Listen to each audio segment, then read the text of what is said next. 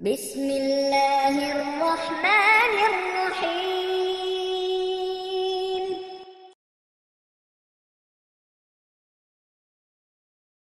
میں سب سے پہلے یہ کہنا چاہوں گا کہ یہ ویڈیو ہماری ایک چھوٹی سی کاوش ہے۔ اگر آپ کو پسند آئی ہے تو ہمارا چینل ضرور سبسکرائب کریں۔ ہم فیس بک اور ٹویٹر پر بھی ہیں، ان کے لنکس ڈسکرپشن میں ہیں۔ اچھی بات کسی کو بتانا صدقہ جاریہ ہوتا ہے۔ آپ بھی اس ویڈیو کو شیئر کریں، ہو سکتا ہے آپ کے توسط سے کسی مجبور بہن بھائی کا بھلا ہو جائے اور تا قیامت آپ کو اس کا اجر ملتا رہے۔ اس لیے اس ویڈیو کو بہت شیئر کریں تاکہ جو کوئی ضرورت مند ہیں ان تک یہ پیغام پہنچ سکے۔ اور دوستو، اس ویڈیو کو سبسکرائب کرنے کے لیے یہ آپ سبسکرائب پہ کلک کریں گے اور اس کے بعد بیل کے آئیکن پہ کلک کر کے ہمارے چینل کو سبسکرائب کر سکتے ہیں۔ جزاک اللہ۔ رمضان المبارک عظیم الشان پہلا عشرہ جہاں اپنی رحمتوں سے بنی آدم کو ڈھانپ کر ختم ہوتا ہے، وہیں دوسرا عظیم الشان عشرہ دستک دیتا ہے۔ دوسرا عشرہ اپنے اندر پہلے عشرے سے زیادہ اجر و ثواب سموئے ہوتا ہے۔ پہلا عشرہ مبارک میں اللہ تعالیٰ ہر اس روزہ دار کو جو خاص رضائے الہی کے لیے روزے کا پورا حق ادا کرتے ہوئے روزہ رکھتا ہے، ایسے شخص پر اللہ تعالیٰ اپنی خاص رحمت نازل کرتا ہے۔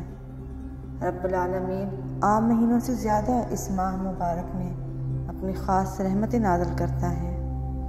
یہ رحمتیں مسلمانوں کے لیے مخصوص ہیں۔ عشرہ رحمت کے بعد عشرہ مغفرت شروع ہوتا ہے۔ ان رحمتوں پر مسلمان اپنے رب کا جتنا بھی شکر ادا کرے وہ کم ہے۔ اگر ساری زندگی بھی اس سجدہ شکر سے سر نہ اٹھائیں تو بھی اس نعمت عظیم کا شکر ادا نہیں ہو سکتا۔ اللہ رب العزت اس عشرے میں مسلمان روزہ داروں کو اپنی مغفرت سے نوازتا ہے، جو ان کی زندگی کی سب سے بڑی کامیابی ہے۔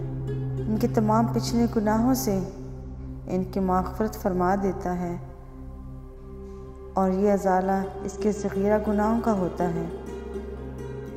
اس کے کبیرہ گناہ کے لیے توبہ شرط ہے۔ اگر کوئی مسلمان عشرہ ثانیہ میں اپنے پچھلے تمام کبیرہ گناہوں سے سچے دل سے توبہ کر لے تو اللہ تعالیٰ اس کے صغیرہ گناہ روزے کی برکت سے معاف فرما دے گا، اور وہ شخص گناہوں سے ایسا پاک ہو جائے گا جیسے اس کی ماں نے اسے ابھی جنم دیا ہو۔ اللہ کی ذات سے امید ہے کہ وہ تمام صغیرہ و کبیرہ گناہوں کو احسانات سے بدل دے گا۔ جس کسی کو اللہ تعالیٰ کی مغفرت ملے گی اسے سب کچھ مل جائے گا۔ اس کا مطلب یہ ہے کہ آخرت میں حشر کے میدان میں ان کی گناہوں کے بارے میں کچھ نہیں پوچھا جائے گا، اور نہ ہی ان کے گناہوں ان کے سامنے بیان کیے جائیں گے۔ میزان عمل میں ان کی نیکوں کا پلڑا بھاری اور وزنی ہوگا، اور وہ یوم دین کی ہولناکی سے محفوظ ہوگا۔ اس مبارک عشرے میں غفور الرحیم ارشاد فرماتا ہے کوئی مجھ سے مانگنے والا جسے میں عطا کروں؟ ہے کوئی مغفرت چاہنے والا جسے میں معاف کروں؟ ایسا اس ماہ مبارک کے دوسرے عشرے کی ہر رات میں ہوتا ہے۔ اللہ رب العالمین کو معافی بہت پسند ہے۔ جب کوئی بندہ گناہ کرتا ہے اور اسے اس پر شرمندگی محسوس ہوتی ہے تو وہ معافی مانگنے کے لیے دعا کرتا ہے۔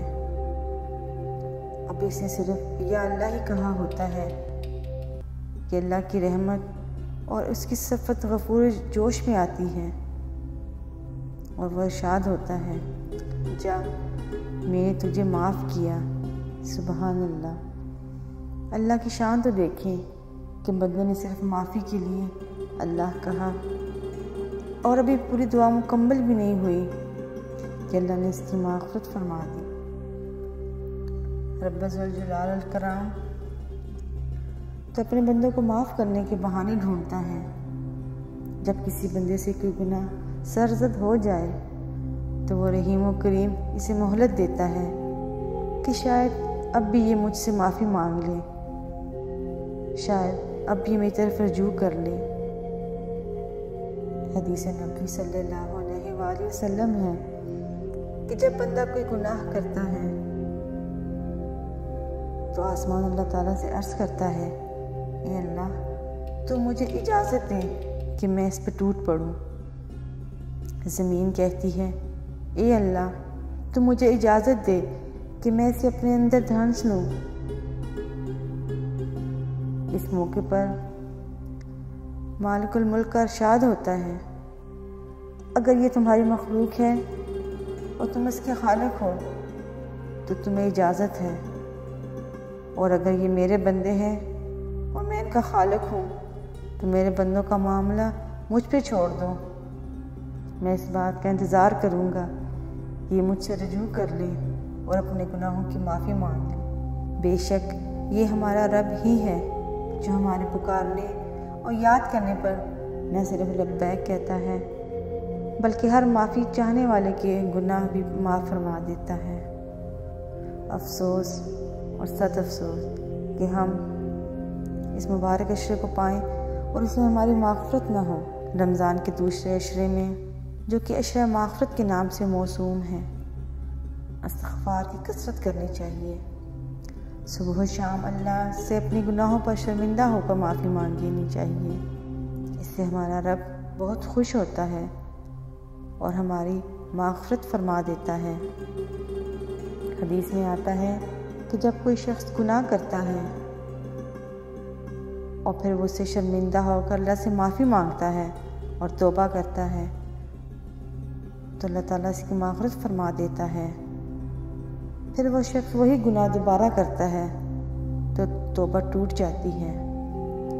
پھر وہ اپنے گناہ پر شرمندہ ہوتا ہے اور اللہ سے ایک بار پھر معافی طلب کرتا ہے تو اللہ پاک اسے پھر اس کے گناہ سے معاف فرما دیتا ہے۔